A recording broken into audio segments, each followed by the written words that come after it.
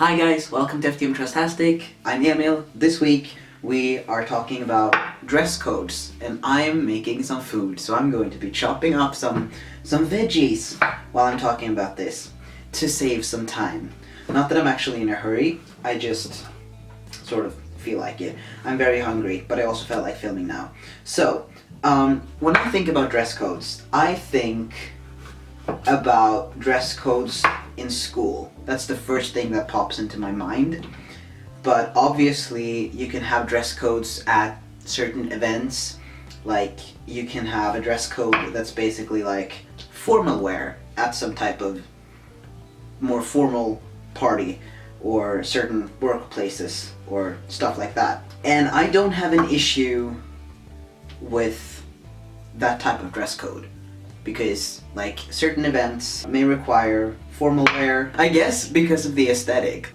I don't mind those types of dress codes, but when it comes to dress codes in schools or any type of dress code where it's different depending on a person's gender, I don't really like that.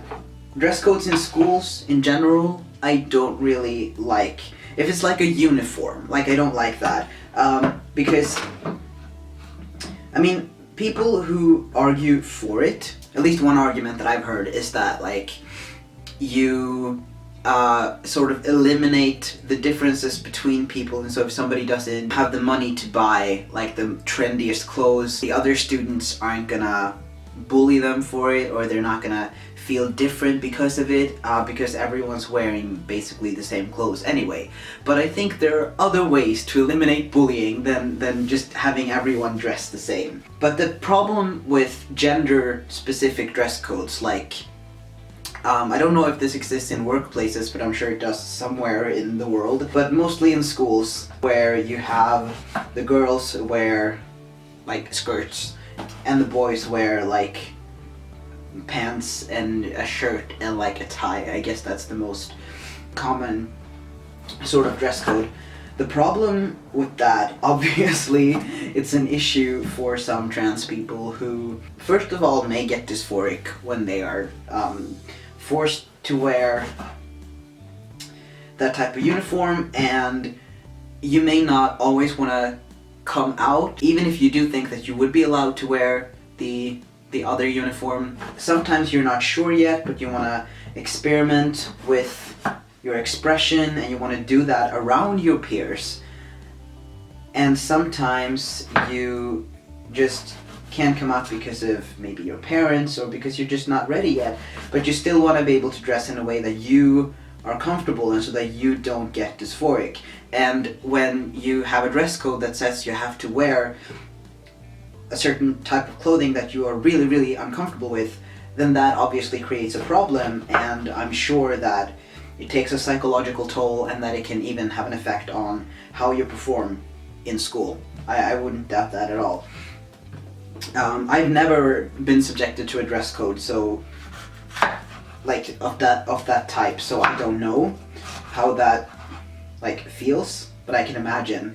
And I don't know, it also, I feel like it limits kids' ability to experiment with how they look. Obviously they can do it outside of school, but you spend a lot of time in school, and so you may not always have the time or energy to like go out and do stuff outside of school. So school is for a lot of people the main place where they are social when they're children.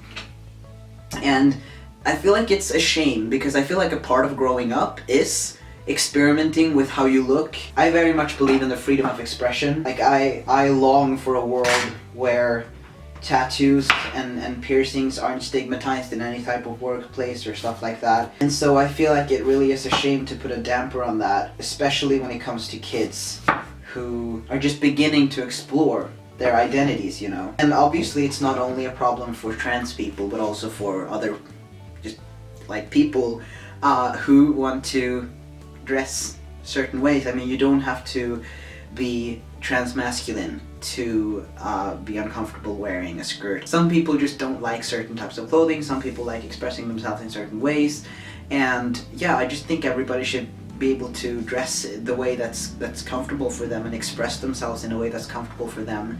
And so yeah, like I can see the arguments for school uniforms. I guess I'm talking about school uniforms more than dress codes, but it is a form of dress code, so whatever. I can see the arguments for them, but I disagree. I think the arguments against them sort of way heavier. That's just my opinion, and I don't really have anything else to say, so I'm gonna stop this video here. I'm gonna go now. I hope you've had a good week, day, whatever, and I will see you next week. Alright, bye.